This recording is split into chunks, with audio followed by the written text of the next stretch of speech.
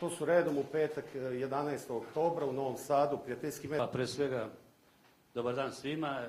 Želim da se u ime takmičarske komisije Plasiranih klubova na osnovu takmičarskog uspeha iz prošle sezone 2012-13. Fudbalskog saveza Srbije u Staroj Maćin, a preostalih 7 kao gost. Naše zemlje igrali u okviru kupa, danas ste evo u jednoj pomalo drugoj. Hvala. Ja nešto nisam imao puno uspeha u kupu. Sada osmini finala. Ja sam za nijansu bio uspešniji od tome što se tiče nacionalnog kupa. 2 trofeja sam osvojio i zanimljivost je da sam svoj prvi gol u Partizanu postigao upravo u finalu kupa. Osmine finala nacionalnog kupa. Po saznanju protivnika bit ćemo u saradnji sa članovima komisije i konstatovati da li je potrebno dodatno domaćinstvo ili ne.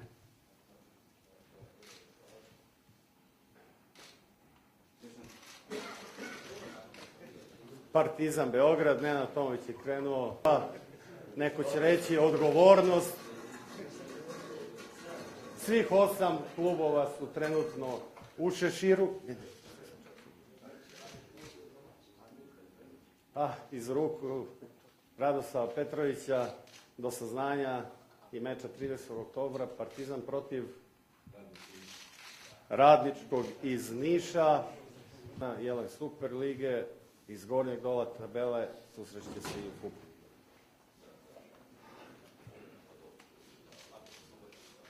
Fudbalski klub Spartak iz Subotice. napredak je bio Fudbalski klub Sloboda Point iz Užica.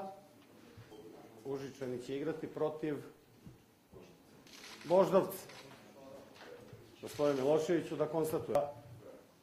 Iz ovog prvog šešira je OFK Beograd. Fudbalski klub Donji Srem. Borac iz Čačka. Rada, još jedan protivnik iz... A prva ekipa u 6. paru je Vojvodin. Finalista iz prethodne sezone, kao i neki koji su iza nas, će se za mesto među najboljih 8 boriti protiv ekipe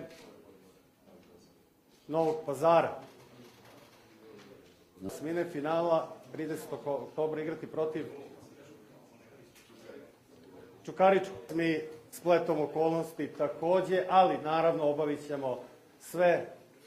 Nenad Tomović je krenuo od Partizana, u kojem nije igrao, završit će u klubu u kojem je stekao fudbalsko ime. U pitanju je Crvena zvezda, a protivnik je Radnički 1923 iz Kragujevca. Gospodine...